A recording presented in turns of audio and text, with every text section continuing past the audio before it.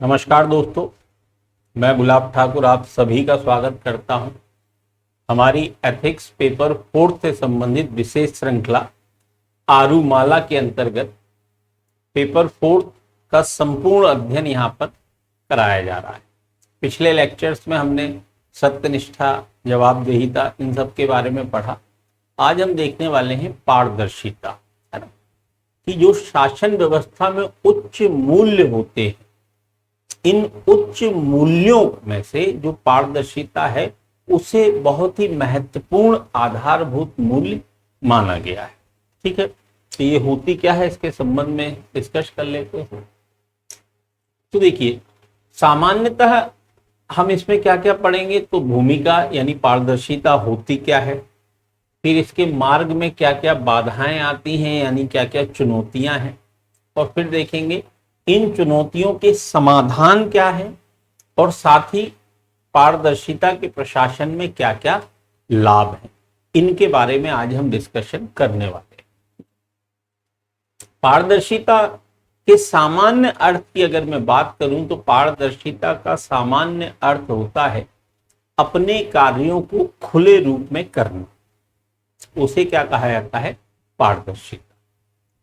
Britain में 1994 में प्रशासन में उच्च मूल्यों के पालन के संबंध में एक कमेटी का गठन किया गया था, जिसका नाम था नोलन कमेटी। नोलन कमेटी ने प्रशासन के लिए 7 आधारभूत सिद्धांत प्रतिपादित किए, और इन 7 आधारभूत सिद्धांतों में पारदर्शिता को एक महत्वपूर्ण सिद्धांत के रूप में स्वीकार किया। नोलन कमेटी ने पारदर्शिता को स्पष्ट करते हुए बतलाया कि पारदर्शिता से आशय होता है कि आप जो भी कार्य कर रहे हैं, जो भी निर्णय ले रहे हैं, और उस निर्णय के जो भी परिणाम प्राप्त हो रहे हैं, तो लिए गए निर्णय, किए गए कार्य और प्राप्त किए गए परिणामों को जनता के समक्ष उसी रूप में रखना जिस रूप में वो किए गए, यानी अपने कार्यों को खुले रूप में करना, उसे पारदर्शिता कहा जाता है। यानी कोई भी बात जनता से ना छुपाना, प्रशासन के द्वारा जो भी कार्य किए जा रहे हैं, जो भी परिणाम प्राप्त किए जा रहे हैं, जनता के सामने उन्हें उसी रूप में पेश करना पारदर्शिता कहलाता है। ठीक है, चलिए, अब अगर पारदर्शिता इतना अच्छा मूल्य है, नोलन कमेटी का मानना था कि भाई अगर प्रशासन में पारदर्शिता रहेगी तो प्रशासन की कई समस्याएं, चाहे वो भ्रष्टाचार हो, चाहे लाल फीताशाही हो, चाहे भाई भतीजावाद हो, चाहे अनावश्यक रूप से व्यय करना हो, ये सारी समस्याएं स्वतः समाप्त हो जाएंगी। तो अगर पारदर्शिता इतना अच्छा मूल्य है तो फिर प्रशासन में हम पूर्ण रूप से पारदर्शिता के साथ कार्य क्यों नहीं कर पाते हैं? इसके मार्ग में क्या क्या बाधाएं आती हैं, क्या क्या चुनौतियां आती हैं? ठीक है, तो देखते हैं क्या क्या चुनौती है। देखिए, सबसे पहली चुनौती राष्ट्रीय सुरक्षा। तो कई बार इस बात की संभावना बनी रहती है कि अगर प्रशासन के द्वारा सभी सूचनाएं आम जनता को उपलब्ध करा दी जाएंगी तो हो सकता है कुछ असामाजिक तत्व उन सूचनाओं का प्रयोग राष्ट्र विरोध में करें।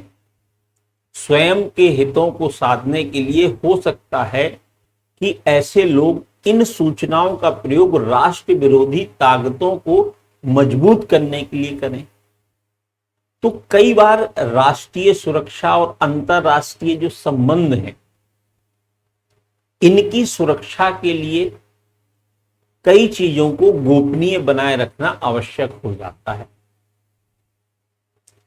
इसलिए प्रशासन के द्वारा सभी प्रकार की सूचनाएं जनता को उपलब्ध नहीं कराई जाती हैं, या मैं कहूं कि सभी कार्यों में पारदर्शिता रखना संभव नहीं हो पाता है। तो पहली चुनौती या बाधा राष्ट्रीय सुरक्षा एवं अंतरराष्ट्रीय संबंध।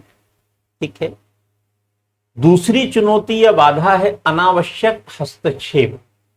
तो क्या होता है, कई बार प्रशासनिक सूचनाओं को प्राप्त करके कई लोग अनावश्यक रूप से शासकीय कर्मचारियों के कार्यों में बाधाएं डालने का कार्य करते हैं, उन्हें अच्छे से कार्य नहीं करने देते हैं, अनावश्यक कोर्ट केस, ये सारी समस्याएं उत्पन्न करते हैं जानबूझकर।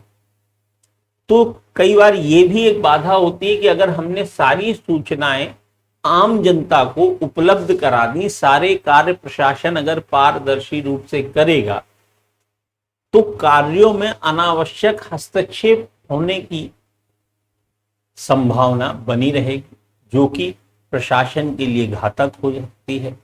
इसलिए सभी सूचनाएं जनता को उपलब्ध नहीं कराई जाती। एक अन्य चुनौती या बाधा के रूप में कार्य में बाधाएं डालना। देखिए, कई लोगों ने क्या किया है, जब से सूचना का अधिकार अधिनियम 2005 भारत में पारित किया गया, जिसके द्वारा आप किसी भी विभाग से कोई भी सूचना प्राप्त कर सकते हैं, तो कई लोगों ने इस सूचना के अधिकार अधिनियम का दुरुपयोग करना अपना एक व्यवसाय बना लिया है। अब वो सरकारी जो दफ्तर हैं वहां से सूचनाएं प्राप्त करते हैं और उसके आधार पर कोर्ट में जाके जनहित याचिका लगा देते हैं, जिससे क्या होता है, जो शासकीय कार्य हैं वो बाधित हो जाते। कई बार उस गति से काम नहीं हो पाता है जिस गति से प्रशासन अपने कार्यों को करना चाहता है, क्योंकि अगर कोई केस जो है न्यायालय में लंबित होता है तो तब तक के लिए प्रशासन उस पर आगे कार्यवाही नहीं कर पाता। तो कार्यों में अनावश्यक बाधाएं जो डाली जाती हैं, ये भी पारदर्शिता के मार्ग में एक चुनौती है। अगली चुनौती की अगर मैं बात करूं तो अगली चुनौती है तकनीक की समस्या। अब देखिए, भारत जैसे विकासशील राष्ट्र में जहां शिक्षा का स्तर अभी भी उतना उच्च नहीं है, तो तकनीक की जो जानकारी है, टेक्नोलॉजी का जो नॉलेज है, वो आम जनता को रहे या पुराने जो शासकीय कर्मचारी हैं जो रिटायरमेंट की अवस्था में आ गए हैं, उनको टेक्नोलॉजी का उतना ज्ञान रहे, ये संभव नहीं हो पाता है ना। कहीं ना कहीं ये समस्या बनी रहती है। साथ ही आज भी भारत के कई गांव ऐसे हैं जहां पर बिजली नहीं है। अब बिजली नहीं है, ठीक है, तो वहां पर हम इंटरनेट, वाईफाई, इन सब का अगर सोचें कि ये सारी व्यवस्थाएं होंगी तो वो सोचना हमारे लिए हास्यप्रद हो जाएगा। तो कई बार ये समस्याएं भी बाधा का काम करती हैं पारदर्शिता के मार्ग में। तकनीक की पहुंच सभी लोगों तक नहीं है, सभी क्षेत्रों तक नहीं है, तो ये भी एक बाधा हो जाती है। ठीक है, चलिए, बात हुई कि साहब ये पारदर्शिता के मार्ग में ये तो बाधाएं होंगी, इन बाधाओं का समाधान कैसे किया जाए, कैसे इन समस्याओं का हल निकाला जाए, है ना। तो समाधान में पहला समाधान हो जाता है स्पष्ट विभाजन। यानी जो सूचनाएं हैं, अगर हम उसका स्पष्ट विभाजन कर दें कि कौन सी राष्ट्रीय महत्व की है और कौन सी राष्ट्रीय महत्व की नहीं है, और जो सूचनाएं राष्ट्रीय महत्व की हैं वो आम जनता को मत दीजिए, पर जो राष्ट्रीय महत्व की नहीं है वो आप आम जनता को दे दीजिए, तो बाधा का समाधान ऑटोमेटिकली हो जाएगा, है ना। तो पहला समाधान क्या है कि सूचनाओं का स्पष्ट रूप से विभाजन कर दिया जाए। दूसरा समाधान, व्यक्ति को केवल उसके आवश्यक व्यक्तिगत हित की ही सूचनाएं उपलब्ध कराई जाए। सभी प्रकार की सूचनाएं आम नागरिक को उपलब्ध ना कराई जाए, केवल वही सूचनाएं उपलब्ध कराई जाए जिससे व्यक्ति का व्यक्तिगत हित जुड़ा हुआ है। अब इससे क्या होगा, तो इससे ये होगा कि जिससे व्यक्ति का व्यक्तिगत हित जुड़ा है वो सूचना की सूचना उसको प्राप्त हो जाएगी, और वो ना तो अनावश्यक रूप से प्रशासन के कार्यों में दखल दे पाएगा, ना ही प्रशासन के कार्यों को बाधित कर पाएगा। क्लियर है। अगला समाधान, कार्य की सुरक्षा। यहां पर कार्य की सुरक्षा का अर्थ यह है जो भी पुराने कर्मचारी हैं उन्हें तकनीकी का ज्ञान कराया जाए, उचित प्रशिक्षण दिया जाए और ज्यादा से ज्यादा उनको तकनीक के बारे में जागरूक किया। इससे ये जो सारी बाधाएं हैं, ये जो चुनौतियां हैं, ये अपने आप क्या हो जाएंगी, समाप्त हो जाएंगी। क्लियर है बात? चलिए, अब ये बाधाएं और समाधान तो हमने चर्चा कर ली। पारदर्शिता के प्रशासन में क्या क्या लाभ होंगे अगर लोक सेवक पारदर्शिता के मूल्य के साथ अपने कार्यों को पूरा करते हैं, तो प्रशासन में क्या क्या लाभ होंगे? तो देखिए, बहुत सारे लाभ होंगे। सबसे पहला लाभ क्या है? सुशासन की स्थापना होगी। सुशासन, गुड गवर्नेंस, यानी जब प्रशासन की कमियों को दूर किया जाता है उस अवधारणा को सुशासन कहा जाता है। अगर लोक सेवक पारदर्शिता के मूल्य के साथ अपने कार्यों को संपन्न करेंगे तो सुशासन की स्थापना होगी, है ना, गुड गवर्नेंस आएगी। दूसरा, कार्यों में जब पारदर्शिता रहेगी तो प्रशासन की जो सबसे बड़ी समस्या है भ्रष्टाचार, लाल फीताशाही, इसका क्या होगा, अंत होगा। लाल फीताशाही क्या होती है? कार्यों में नियमों का हवाला देकर जानबूझकर किया जाने वाला विलंब, यानी अनावश्यक नियमों का जब हवाला दिया जाता है और कार्यों में विलंब किया जाता है, उसे लाल फीताशाही कहा जाता है। तो अगर प्रशासन में जो लोक सेवक हैं वो पारदर्शिता के मूल्य के साथ कार्य करेंगे तो भ्रष्टाचार और लाल फीताशाही जैसी समस्याओं का समाधान हो जाएगा। ठीक है, अगला क्या लाभ होगा? तो प्रशासन में जवाबदेहिता बढ़ेगी,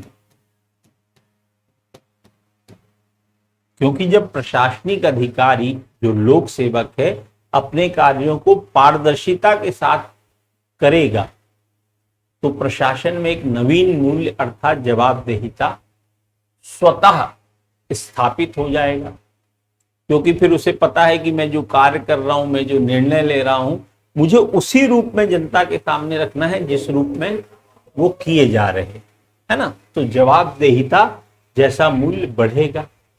ठीक है, नेक्स्ट अगला लाभ क्या होगा? सरकार का जनाधार बढ़ेगा। कैसे जनाधार बढ़ेगा? भाई, जब प्रशासनिक अधिकारी अपने कार्यों को पारदर्शिता के साथ पूरा करेंगे तो जनता का विश्वास प्रशासन पर बढ़ेगा, और जब जनता का विश्वास प्रशासन पर बढ़ता है तो जो सरकार सत्ता में होती है उस सरकार का जनाधार और अधिक मजबूत होता है। आप देखें, जब हम वोटिंग बिहेवियर पढ़ेंगे उस समय मैं बताऊंगा कि वोटिंग बिहेवियर का एक मुख्य कारक प्रशासन पर विश्वास भी है ना।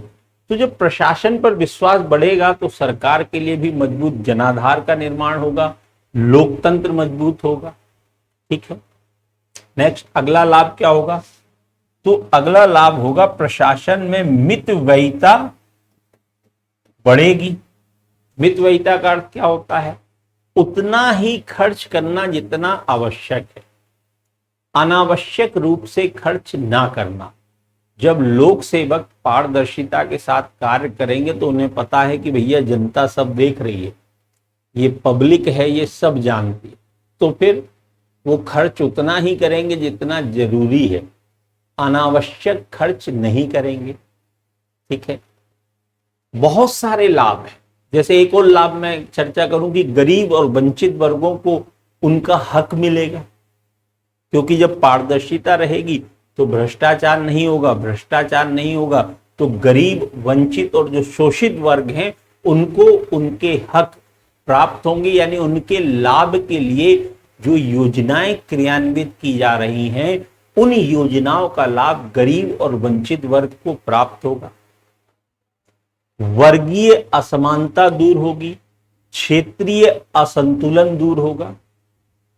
ये सारे लाभ प्रशासन में होंगे यदि लोक सेवक पारदर्शिता के मूल्य के साथ अपने कार्यों को पूरा करते हैं तो। ठीक है दोस्तों, तो आज हमने पारदर्शिता को देखा कि पारदर्शिता होती क्या है, पारदर्शिता के मार्ग में बाधाएं क्या क्या हैं, इन बाधाओं का समाधान कैसे किया जा सकता है और इसके प्रशासन में लाभ क्या क्या है। ठीक है, तो अगर आपको ये वीडियो पसंद आया है तो इसको शेयर भी कीजिए, लाइक भी कीजिए और सब्सक्राइब भी कीजिए और ज्यादा से ज्यादा लोगों तक ये पहुंचे, ताकि जिन लोगों को वास्तव में इस चीज की आवश्यकता है, जो लोग परेशान हैं, जो अभी तक एथिक्स में 110 120 अंकों में ही अटके हुए हैं, ऐसे लोग भी 160 प्लस अंक प्राप्त कर सकेंगे। आज के लिए इतना ही। आशा करता हूं आप सभी स्वस्थ होंगे, मस्त होंगे और सबसे ज्यादा जरूरी व्यस्त होंगे। धन्यवाद।